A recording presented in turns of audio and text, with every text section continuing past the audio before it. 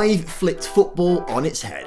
I've swapped all 20 Premier League sides with the top 20 sides by reputation in the National League, and all Championship clubs with League 2 clubs. League 1 just stays where it is. The next step is to simulate into the future to find out how long it's going to take for the Premier League clubs to get back to the Premier League. There are only 2 promotion spots from the National League though, so in theory, the first clubs to get promoted should take 5 seasons to get back to the Premier League.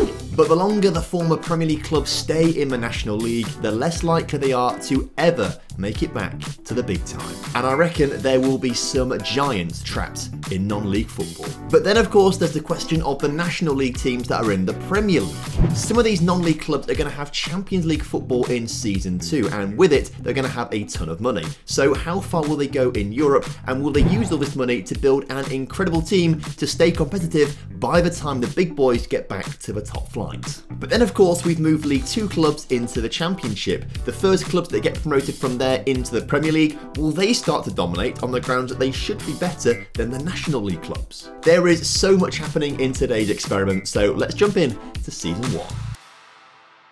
Chesterfield are the Premier League champions. They win the league ahead of Eastleigh, Notts County and Oldham, who all get Champions League football. I do like how the top 3 have had a really tight battle for the title, but it's the goals of Kabongo Shamanga for Chesterfield that have won them the Premier League. I think Barnet will be pretty happy with Europa League football, but Wrexham are going to have to wait on the winners of the FA Cup to find out if they get European football too. Although with the FA Cup final between Liverpool and Man City, it looks like one of those guys are going to get the European football and Wrexham are going to miss out. Speaking of Liverpool and Man City, they're the 2 teams that have got promoted from the National League. Man City win the title by 8 points from Liverpool, but they've gone on to win the playoffs, beating Chelsea in the final. Now obviously there's 24 teams in the National League and 20 teams in the Premier League, so when I flipped the teams around, I went for the top 20 teams in the National League based on reputation in Football Manager. So that means that Maidenhead, Altrincham, Wealdstone and Dorking have all had to be sacrificed to stay in the National League. And it's not just the FA Cup final that's going to be between Liverpool and Man City,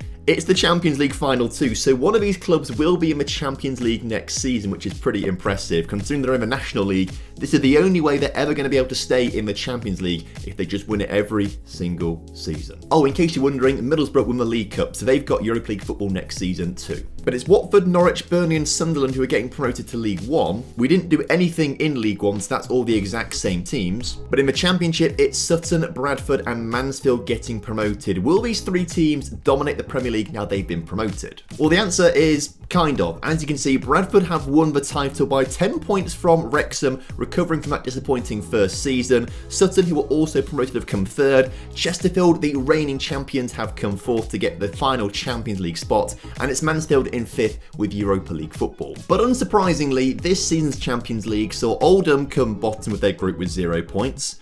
Eastleigh come bottom of their group with 0 points. Notts County come bottom of their group with 0 points. And Chesterfield come bottom of their group with 0 points.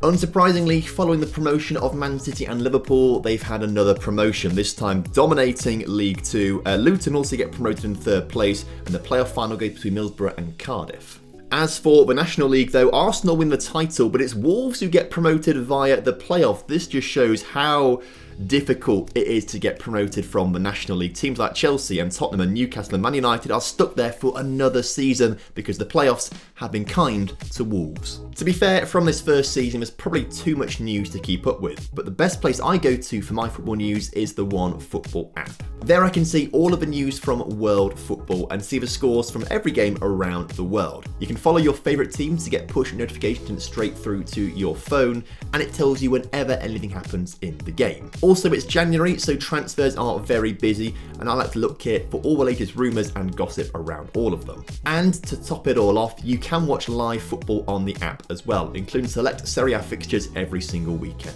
So if you want to help me and the channel out, you can download the One Football app for absolutely free from the top line of the description. So for Season 3, this is when I think some of the National League clubs in the Premier League who got European football in the first 2 seasons are going to start spending their money to actually become established Premier League sides who are going to be really good for the next 20 years or so.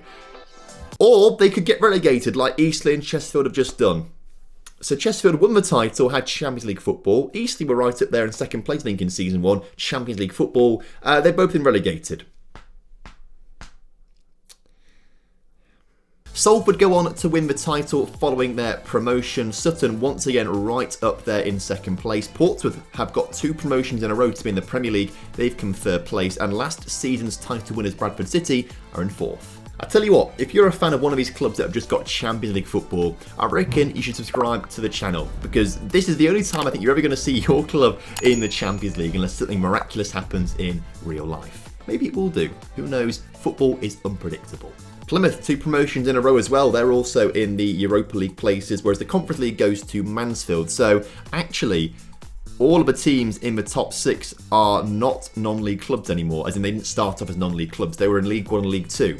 The non-league clubs are slowly being pushed out as Wrexham and Notts County and Aldershot can't get European football. Norwich and Burnley have had successive promotions, and they're now going back into the Premier League. They start off in the Championship, we swap them with League 2, so they've had straight promotions all the way back to England's top flight. Watford might have to go through the playoffs. Torquay started off as a National League side. They're being relegated now to League 1, so they've not had a very good start to this experiment. But to be fair, other clubs who got relegated, such as Oldham, Harrogate, Barnet and Dagenham and Redbridge, are all finishing in the lower half of the Championship. I think the early teams that get relegated are going all the way back down to non-league quickly.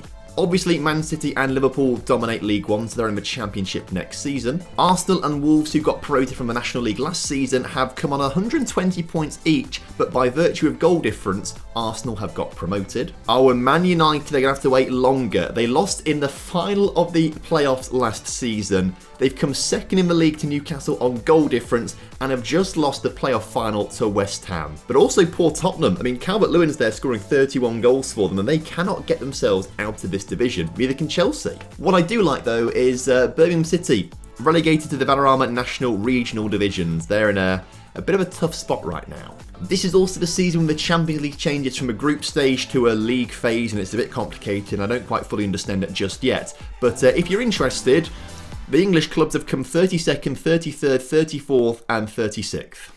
So not really a great showing. Oh no, I'm lying to you. Bradford also got in there in 27th place. So, okay, it wasn't too bad for Bradford, although they're still below a lot of clubs like Clermont and Dinamo. They do beat Celtic though, and that might cause a bit of commotion in the comment section. I won't talk about it, I'll let you guys talk about it. So in Season 4, we're seeing some of the former Championship sides get to the Premier League, so either they're going to dominate, or some of the clubs in this division have built teams good enough to stay ahead of them. Mansfield and Sutton have. Burnley and Norwich and Watford come 3rd, 4th and 5th. Bradford City come 6th place, they get Conference League football. But as you can see, more former National League clubs getting relegated, such as Gateshead, Bournemouth and Scunthorpe. And of course, we predicted it for Season 5. We knew there were going to be some Premier League clubs back in the Premier League, and Man City and Liverpool have had straight promotions every single season.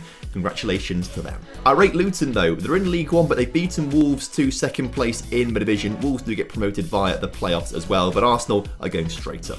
And the pattern is emerging here. Newcastle and West Ham, the teams who got promoted from the National League last season, straight up as champions and 2nd place in League 2. Chelsea win the National League though, and Tottenham win the playoffs. Man United have dropped way off down in 9th place, and this is what I mean. Some of these clubs are going to start dropping off if they can't get promoted quickly enough. I mean, the team is still pretty stacked in some areas. Dean Henderson is the keeper, Malacia is still there, Casemiro's still there, Sancho is still there, Fernandes, Rashford, Anthony, all still there. But some of their centre-backs, for example, have come from Wickham and Bromley down to Man United. So obviously, they are having to compromise in some areas. This is the regen that's probably come through Man United's academy. He has done. Who else is on this list? This chap here. He came through Arsenal, Fylde, Harrogate and Man United. So they are having to start to compromise as their reputation drops. Normally in the game, Man United have a worldwide reputation, meaning they can probably sign any player they want to if they have the money. But now you can see the reputation has dropped to national. A lot of clubs are not fussed about signing for United. And so heading into Season 5, Liverpool and Man City are back in the Premier League, but have they got enough about them to win the title? Of course they do.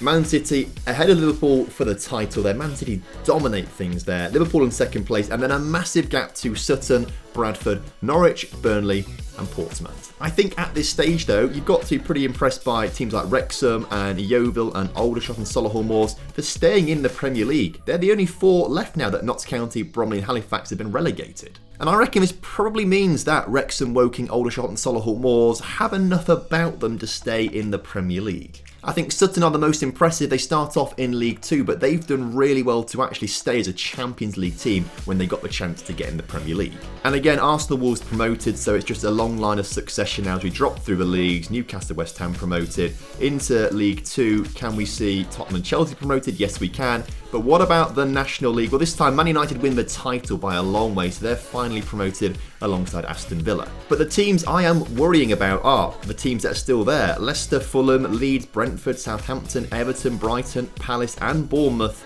all still down there.